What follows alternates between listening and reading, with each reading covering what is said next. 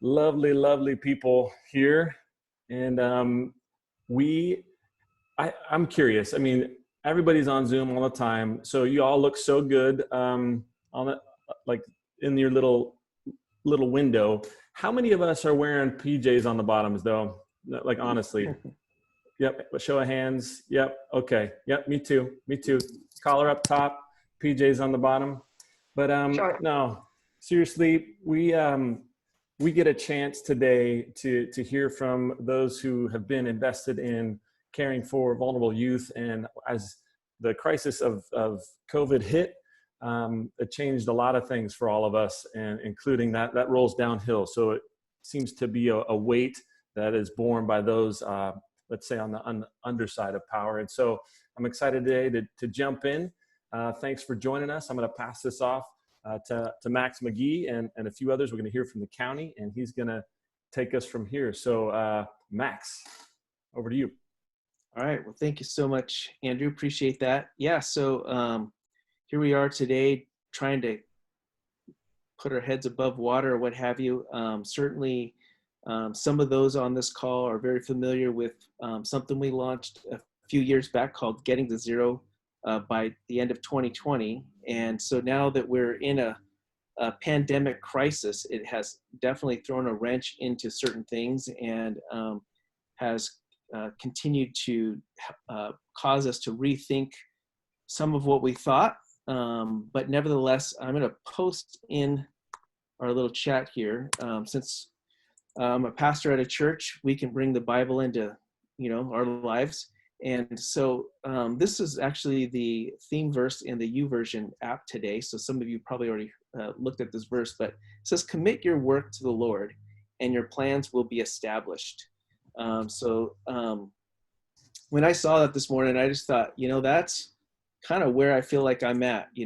We launched this vision believing that it was something God would want us to do. And I'm, by no means someone that claims to be a prophet or prophetic, but I certainly have seen God speak certain things through things in the past and seen them come to fruition. And I do believe it's still possible that by the end of this year, that any child that is outside of the care of a family could be placed into a family. So I'm not saying that this COVID-19 has by any means made it impossible, because it was impossible when we started. So I do believe that God is still with us and wanting to do some incredible things within our county and help create that model that the rest of the counties throughout the nation could follow, if it fit for them. Another thing that we definitely want to bring up is this city-centric movement of Christ that Ian has been talking a lot about. And our 0 by 2020 vision has certainly been a county-wide focus. However, we think the implementation works best in the context of city by city. So as we today we'll be hearing from our county officials. I want us also to think through, what does that mean for us locally in each and every city, because those kiddos do live in cities, right? And a lot of the desires from those kiddos is to remain in the cities of origin and things of that nature. So whenever we can help equip each city to be healthy, it's going to also in turn help the big picture. So to kind of get us started today, I wanted to launch with our Getting to Zero vision.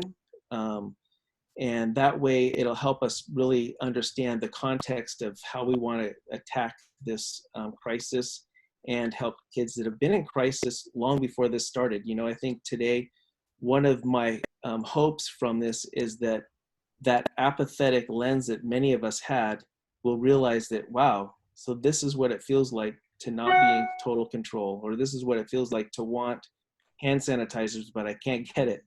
Many of our kids have been grieving losses and hardships their whole lives. So I don't think COVID-19 has done anything new for them. I think for most of us, it's been kind of an awakening of what it looks like to be in trauma and to experience some of these hardships. So with no further ado, I'm just going to launch this, and then we'll be back in a couple minutes.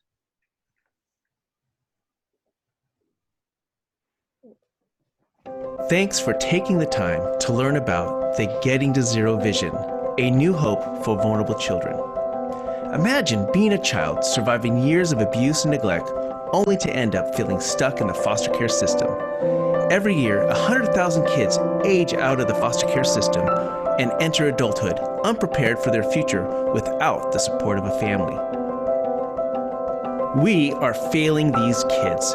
85% will fall victim to homelessness, human trafficking, gangs, substance abuse, incarceration, and even suicide. This breaks God's heart. That's why we believe zero children should live without a family, and God gave us a way to find a family for every child and to equip the church to care for them. This is the Getting to Zero vision. This vision has a three-pronged strategy. First, find families. Second, equip churches.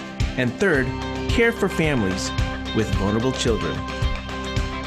So let's unpack step one, finding families using Orange County, California as an example. Orange County has over 1 million households, and over 600,000 are married households with families. Of those homes, about 400,000 fall within the target age category for fostering kids, and about 150,000 attend church. Those are the homes that the church can best support as a foster family. As you can see, finding enough families is very doable. With the Getting to Zero vision, we'll find families and supportive volunteers in our churches with a seminar in a box. Any volunteer can use this video-based plug-and-play event to provide accurate information about foster care, adoption, and serving opportunities with a biblical perspective. Now, let's take a look at step two, equip churches. In 2015, I went to Rwanda as part of the peace plan to help place over 3,000 kids from nearly 40 orphanages. I was there to help train the families who received the children, and what amazed me was that the local churches own the responsibility and actively solve the problems through a church-to-church strategy. Soon, Rwanda will be the first African nation with 0 orphanages. Before the vision, volunteers were responding to the needs of vulnerable children with many strategic influences from multiple sources. As a result of a church-initiated vision with a church-centric strategy, we now see multiple churches working together with unprecedented synergy. Here is a map of actual families hosting vulnerable children, and this map shows 2 community resource centers available to serve those families. Now this is a map of existing Bible study groups we are training and mobilizing to become care communities for vulnerable families. Together, we can provide a sustainable safety net. The Getting to Zero vision will equip churches with training events and ministry launch kits for churches that include leaders' tools and small group curriculum. We are equipping churches to mobilize purpose-driven volunteers with peace plan principles we learned in Rwanda. So let's talk about step 3, care for families.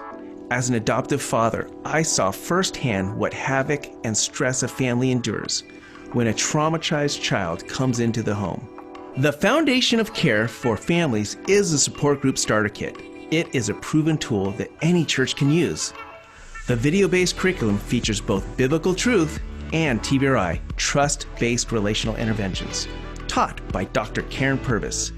This essential training and care will help heal the effects of trauma in a family. That is a brief overview of the Getting to Zero vision.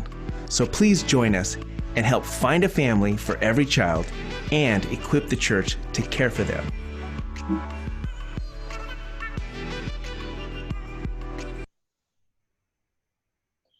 All right, so as you can see, we've updated it a little bit to be broader than the end of Zero by 2020.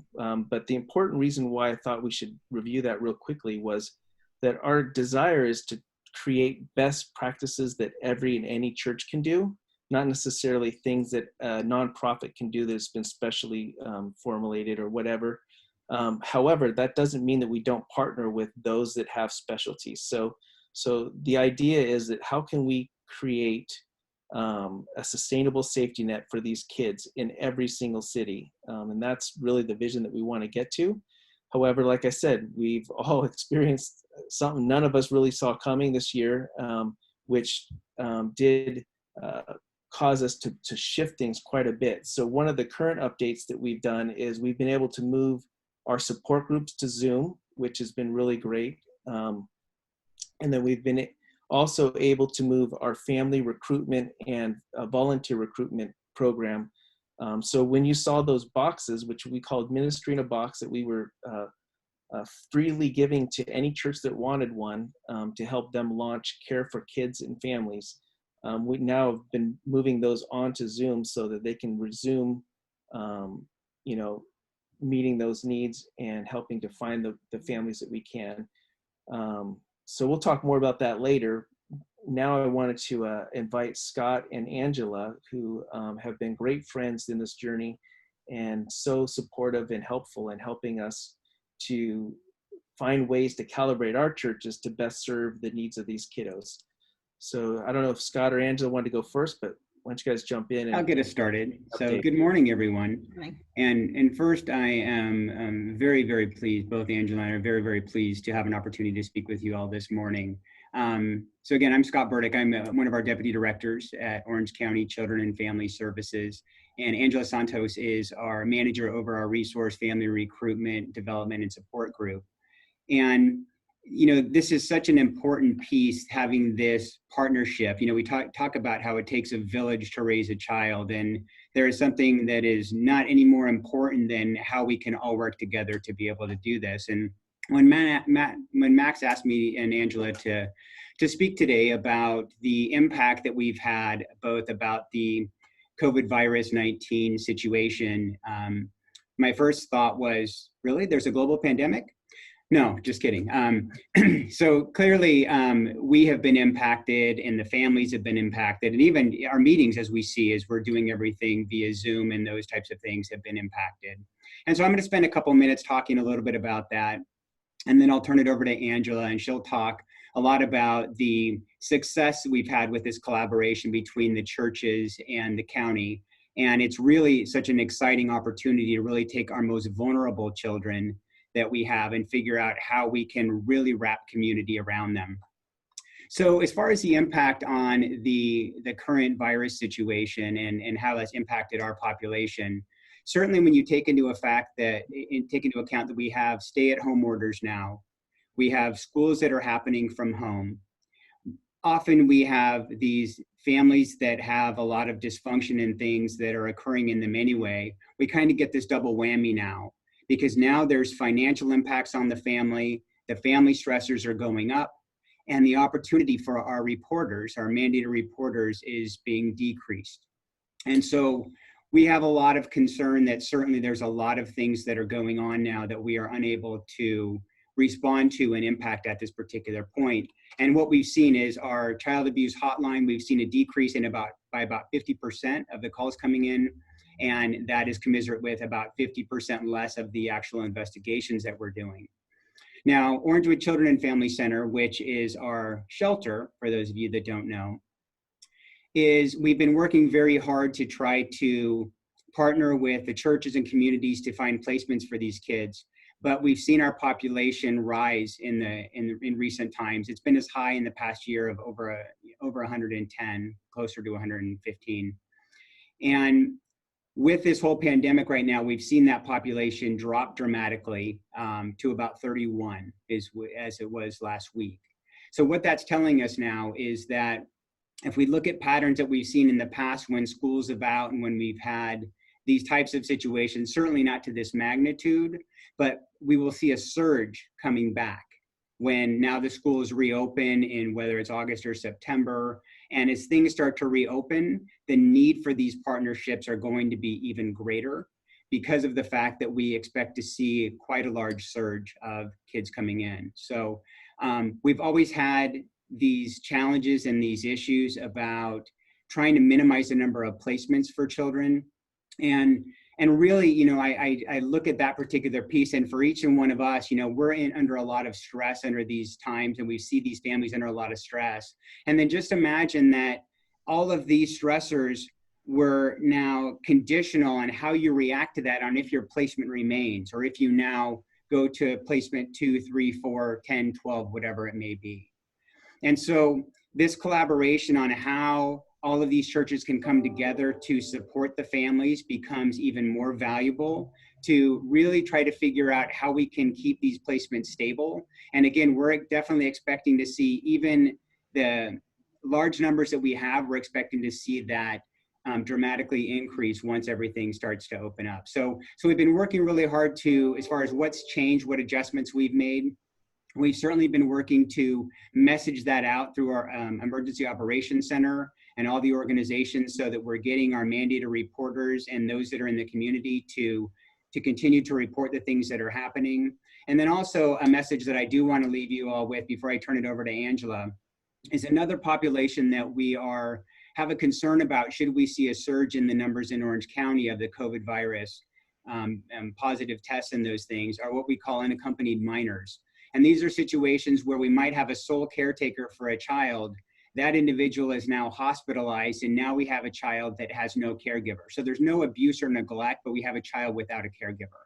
And so we're working very closely with health organizations and different county representatives to really message to families, particularly for sole caretakers, to really try to do some succession planning, should God forbid that they actually come positive for the virus at some point, but that they have some sort of a preordained care plan for their child, so we don't have those issues arise. So we're working on different pieces in regard to that, and working even with organizations that many of you may be associated with, like Safe Families, and groups that might be able to take children on a temporary basis. But certainly this COVID virus creates a new challenge in the fact that a lot of people don't want to be exposed to it. So now, having a child that's been exposed to it, we have some additional placement issues with that. So with that, I'm going to go ahead and turn it to Angela for her information that she has about what great work and great things that have happened regarding the partnership between the county and the churches. All right, thanks, Scott. And thank you all for having us, and it's good to see everybody.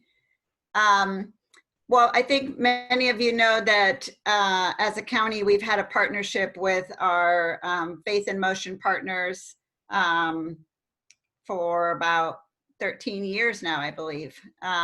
So we have many partners that we work with on a regular basis, that we're communicating with, that we're meeting with, that we're sharing our efforts and our needs with on a regular basis. So we couldn't do this without the partnership of all of you guys, you know, especially Saddleback. So we are continuing that through all these, you know, changes, and, you know, what Scott mentioned with the way we've had to change some of our practices. We're trying to maintain those connections with all of you and continue our communication with you, and be, you know, thinking about what are going to be our needs. Should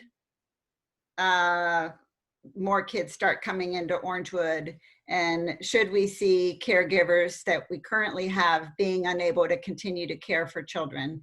So it hasn't quite happened yet, which we're really thankful for, but we're afraid it might happen, that some of our caregivers are going to be in situations where they're not going to be able to continue to care for the kids in their home. I mean, we've had some cases, but not as widespread as we thought. So the resources we have right now, with Orangewood's population being low, have been fairly sufficient.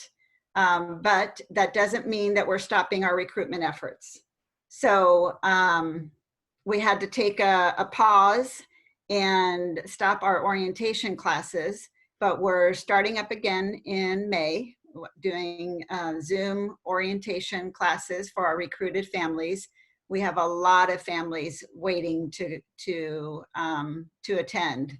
So I think in May, we're actually going to have 3 orientation classes where typically we only do 1 a month, and we usually have about 80 people at each orientation. So because we're using Zoom and the groups are going to be smaller, we're going to have at least 3 orientations, because we want to continue to engage the community in our need. Because like Scott mentioned, there will probably be this big surge coming in the next few months where we're going to need a lot of families. So we continue with we're going to continue with our orientations.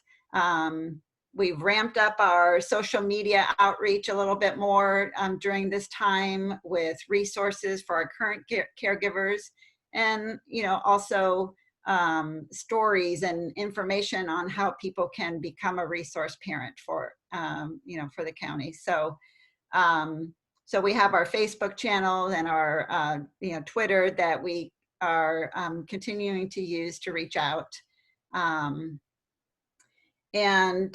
So we're trying to keep the process moving. Like I said, we want to continue to engage with the community and let them know that yes, there's still a need, and the process might look a little different, but we want to get people to where they'll be ready when we need them. So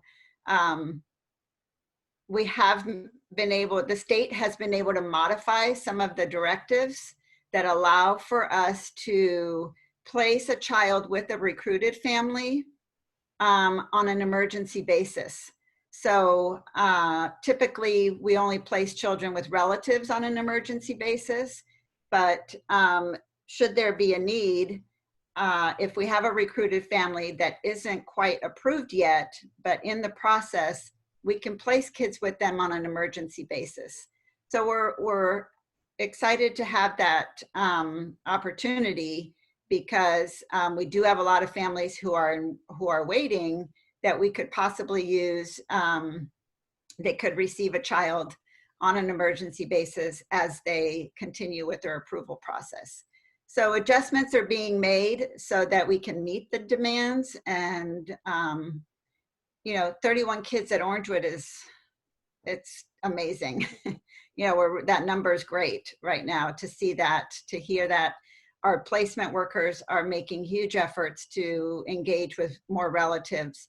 And as I mentioned, the state has been able to modify some things. So they've let up a little bit on some of the bedroom restrictions and how many people can be in a room. And they're allowing for a little bit more leeway during this time, knowing that we just really want kids to be in a family-based setting as much as possible, especially during this pandemic, because if a child at Orangewood is exposed or test positive, that's really going to cause quite a bit of havoc there, with needing to separate kids and caregivers. So we're continuing our efforts. I know that Max mentioned that they're continuing with their orientations and engaging families as well, and we appreciate all of those efforts. We've also ramped up our support efforts for caregivers. It just happened that we've been able to do it during this time, but it was perfect timing, because we have some staff that are dedicated to supporting our caregivers, which weren't there before. So we have a couple social workers that are focusing specifically on going out to our caregivers' homes within 2 weeks of receiving a placement, and or making a phone call. I'm sorry, not going out, but making a phone call to that family to check in with them. So we're calling them fostering support check-in calls. And so every family is going to get a phone call from our staff, as well as Erin Kim, who I saw is on the call. Hi, Erin. She's one of our foster adoptive resource parents, and also a trainer with Saddleback College. and she's running the Learning Circles, which are a training and support for caregivers. Erin is also joining us in our efforts of calling all families. She's going to focus mostly on recruited families to check in with them and just say, how are you doing? How are the kids? What can I do for you? These are the resources that we have. We have these learning circles, or we have our resource family liaison. We have FRCs, you know, the family resource centers that Max mentioned. All the support that we have. We have Faith in Motion partners that are ready and willing to support you. What do you need? And so, so we're excited about those efforts. And, you know, with that, we're going to be able to connect our families more with all of you. So that's kind of where I see the connections going to hopefully happen a lot more, is that we're going to identify those needs, and those families are going to be calling us, and we're going to have a connection to where we can then connect them with whichever church is in their community or resource center. Yeah, I think that this is such an important part as far as like what the churches can do. And I've had a lot of opportunity of working with a lot of these kids in different programs. And when we have over 30% of our kids in care that have been in 3 or more placements, really what we're looking at is not necessarily just raising placements, which we certainly need the churches to go in to help us to be able to recruit more families. We have a need for sibling sets, and we have a need for some of our older incorrigible youth. And there's definitely great needs in that area. But in order to avoid children going from placement to placement, what the churches in my mind can do so well is to figure out how to wrap supports around these families so that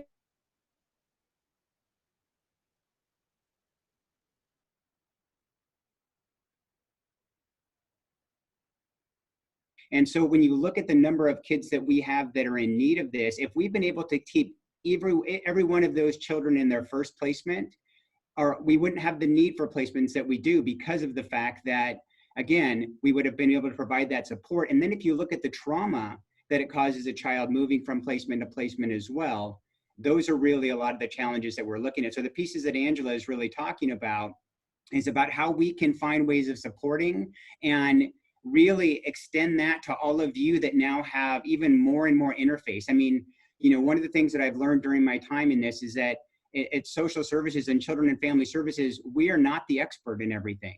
And we know that. And so we're leaning on you as the experts of your communities and of your parishioners to figure out how not only we can raise them up, but how we can support them in a way that will help to give these lengthier or, you know, stable placements for children. Yeah, and I think one of the challenges that we've had over the years is making that connection. You know we have these families, we know our families need support, but how do we let you know about them, or how do we connect them with you? And so I think that's always been the challenge, is, you know, how to make those connections, and what do you, how much do you share with each other, and all of that. So we want to, I think with our staff being the initial point of contact, to be able to then connect with you guys, to say, I think, you know, this is where you live, you have this church or this family resource center close to you, let's connect you with them. And that's how we're going to make those connections with you guys. So I'm excited about that piece, because I think that's been where we've been maybe lacking, is making those connections. We know the resources are out there, we know you're ready to help, but how do we get that family to you? Right. So those are some of the things that we're working on.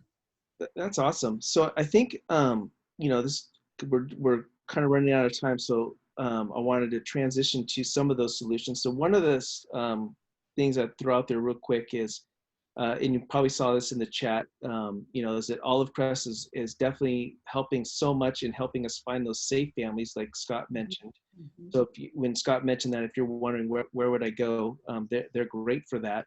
It is something that we cover in our Exploring seminars.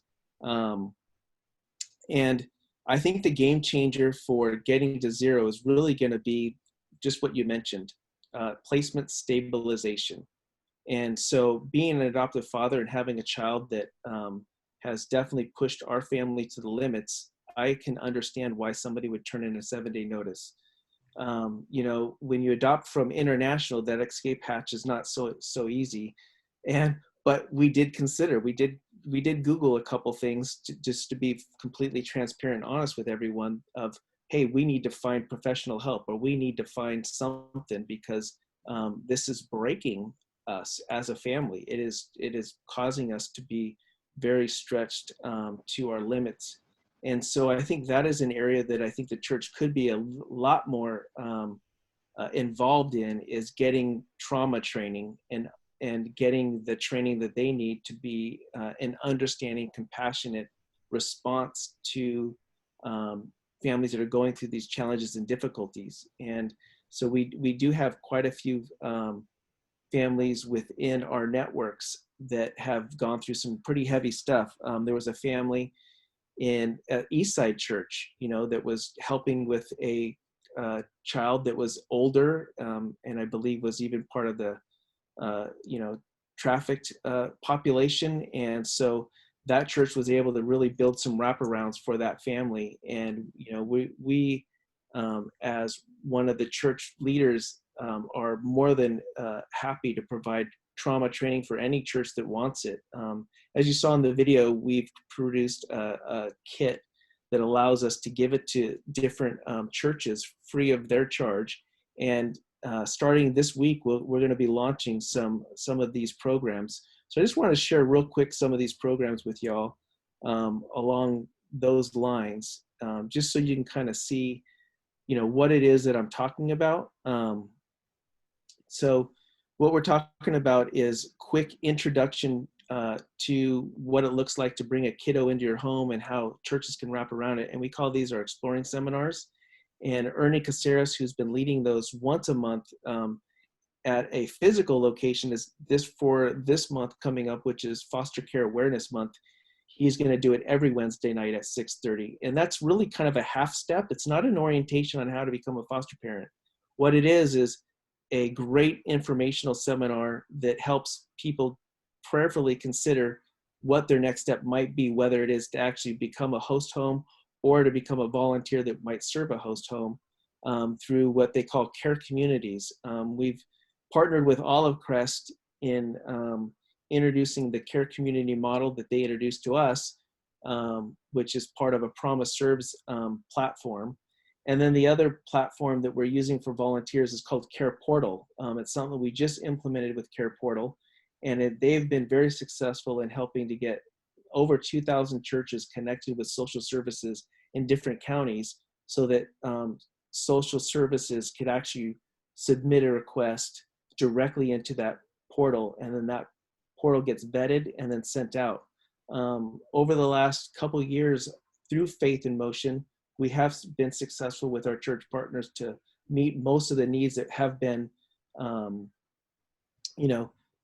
submitted to our churches, and through emails and Facebooks and a lot of workarounds, we've come up with ways to help those families get resourced. But I think this would be one of those tools that would not only help us do it in a more streamlined way, but actually help churches that are on the fringes see how they can jump in with a crawl step of helping a family in need.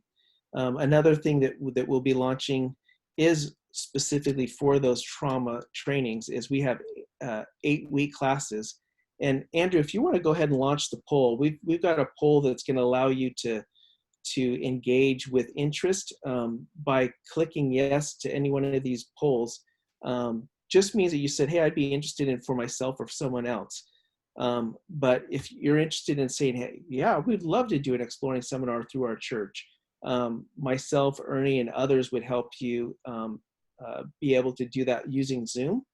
And we have licensed Zoom accounts that allow us to do it for more than 40 minutes and what have you.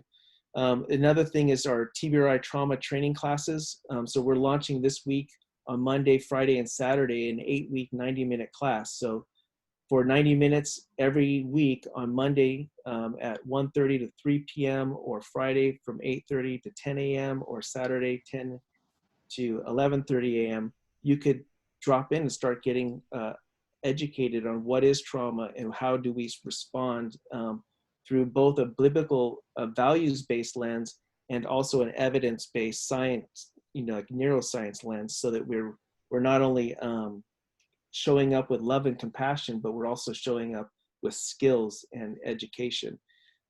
We've got many TBRI trainings throughout this month. Angela mentioned Aaron Kim, and through the foster kinship education, continuing education programs that run out of Saddleback College, we're providing a couple of trainings through them. I know we have one coming up in May on the 15th and 16th. And by the way, we're going to share all this in a follow-up email. So I know I'm rattling off a lot of information, but I'll post it into the chat and then also allow you guys to follow up with email through the polling that we're doing. So so here's the information I'm rattling off. Is we have 2-day trainings May 15th and 16th. We have a TBRI training just for teens on May 18th. And then we have a half-day training on May 30th. And I know Aaron probably has a lot more. If Aaron, if you wanted to throw that up in the chat, that'd be wonderful as well. But in addition to that, we have support groups, which have been really key. I can't tell you some of the just heart-wrenching conversations I've had that end up in hope. They start out with, I don't know what I'm going to do. I'm at my wit's end. I'm ready to pull the plug. And my wife and I would be talking to these parents and helping them realize that, that they're right now, they may be in the hardest season they've ever been in their life, but through, applying some of the TBRI stuff that we've learned, we've been able to provide them with enough hope to say, you know what, all of a sudden I feel like I could make it, and yes, it doesn't mean that the pain's going to stop.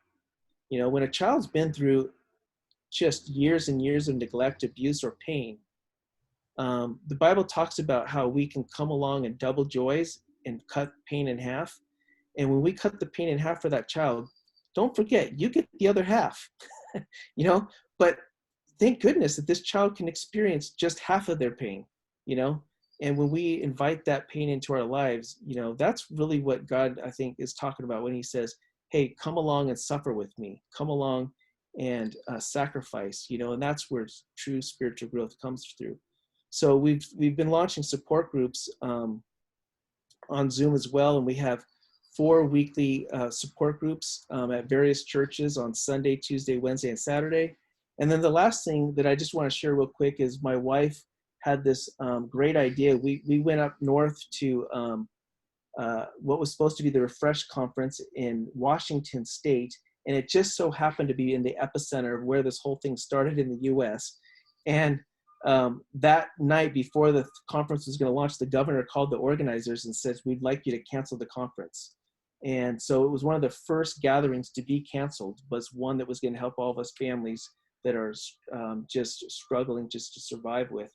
And so what we ended up doing is meeting with a lot of those speakers and different people and said, hey, why don't we start a Replenish, which is a weekly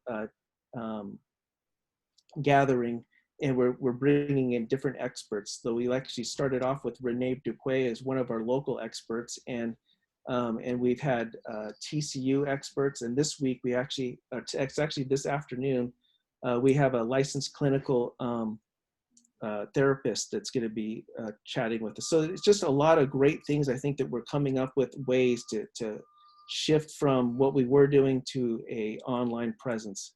So I think we only have about 3 minutes left, and I wanted to give Andrew enough time to kind of wrap us up, but hopefully y'all had a chance to take the poll and see, where it is that you, our church partners, could be a part of helping bringing care and health back to our communities, and see, just see what we could do as a community. I love what Scott says. I've never forgot it the first time I heard from him when he said, child abuse and vulnerable children is not a social issue. It's not an issue that are social services responsible for. It's a community issue. And we as the community are responsible to not only care about it, but to engage in ways to stop it. So thanks so much. Yeah, thanks, Max. Thanks, Scott and Angela. Thank you for not only investing your time in this call, but investing who you are into the lives of these kids that need it so much. This is critical stuff. And obviously, there's way more that we could dig deep into, but here's what we're going to do. Since this is the 7th session of 8, our last one is on Thursday. We're talking about neighboring in the season of COVID. Just a reminder, this context of COVID-19 is a way that we believe God is bringing together the church as a unified body in order to address the most pressing needs, the larger needs that each city is facing. And so I know we will dig deeper into some of these topics into the future, this being one of them. I know there's a lot in terms of economic development as we come out of these restrictions and into another season of rebuilding and development. So just be on the lookout for that. I want to make sure we've captured your accurate information in order to send you some of the notes or some of these resources. So if you think maybe I've seen a few new faces on the call, which is fantastic, but just want to make sure we're not going to spam you. We just want to get you the resources that are connected to your passion. And then also be scanning the chat. You can, I believe we've enabled that feature. You can click the 3 dots at the bottom of the chat function, and you can save that chat in case you want to capture some of that. And then Max dropped his email in there as well. But we've committed to keeping these to 45 minutes so that you guys could get to lunch or actually get your kids to lunch if school is getting out for lunch period. Yeah, that's where we're at here in a second. But I just wanted to close by saying thank you again. I know there are many of you on this call who are deeply involved and invested and have a lot to share, and it's just difficult because we're not in the same room to be able to have follow-up discussions. But I'll do this. We're gonna end the call here, and then we'll host a little after party for a few minutes if people want to hang out and chat. We could try that and maybe facilitate a couple more questions. But many blessings to you today, and thanks for making time. God's peace. Thanks for having us. Thanks so much. We really appreciate it. And, this is, like I said, this is the crux of everything that we do. And we just feel very grateful to have all of you a part of it as well. And please reach out with any questions or ideas or, connections that you want to make. Reach out to me, to Scott. We're here to help in any way we can and to partner. Thanks so much. All right, everybody. We'll have the after party right here. Bye. All right. So if